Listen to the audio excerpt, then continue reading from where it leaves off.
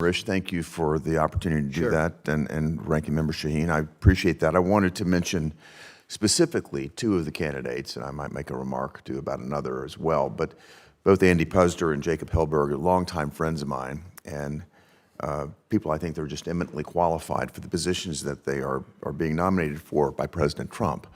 Mr. Puzder, of course, has been nominated by President Trump to be our ambassador to the European Union. And I'd like to first speak to his qualifications for this. Andy's a patriot whose highly accomplished career in business, law, and public policy makes him an excellent candidate for this ambassadorial role.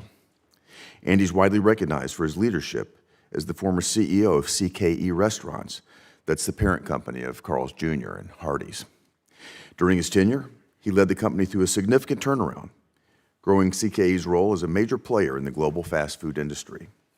Under Andy's leadership, CKE expanded to over 3,800 restaurants across 48 states and 40 foreign countries. He had more than 115,000 employees worldwide. His experience navigating international markets and cross-border business challenges gives him practical, hands-on understanding of global commerce that will be an asset of particular relevance to a diplomatic post in Brussels that's so focused on transatlantic economic relations. Yet his qualifications extend well beyond the boardroom. Andy's a seasoned attorney, a published author, and a deeply respected voice in national debates over public policy.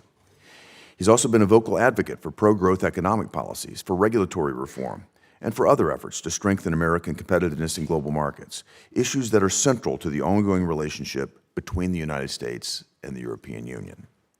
As the nominee to be U.S. ambassador to the EU, Andy brings with him not only decades of executive leadership, but also a clear understanding of how economic policy affects real people, businesses, and international relationships. At a time when transatlantic cooperation faces both opportunities and challenges, from trade and technology to security, Andy's experience and know-how will be critical to furthering ties between the United States and Europe in support of President Trump's agenda. Let me now turn to Jacob Hellberg, a nominee whose vision, intellect, and tenacity make him uniquely qualified for the role of Undersecretary for Economic Growth, Energy, and Environment. His nomination comes at a pivotal moment. From economic coercion to critical mineral choke points to energy issues and the weaponization of advanced technologies, the challenges posed by adversaries to our nation are urgent and they're complex.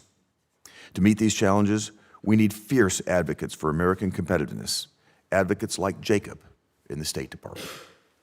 Over the years I've known Jacob, I've found that he's a true visionary with a rare ability to take big strategic ideas and turn them into meaningful action. I remember when Jacob came to my office shortly after being nominated, and I commented that his nomination was likely very unwelcome news in Beijing, and for a good reason. Jacob's ideas and publications have helped reframe how policymakers view China's predatory trade practices and the strategic dimensions of emerging technologies in AI, space, and robotics. Jacob is a public servant whose work as a commissioner on the U.S.-China Economic and Security Review Commission has driven U.S. policy toward a safer and more prosperous future.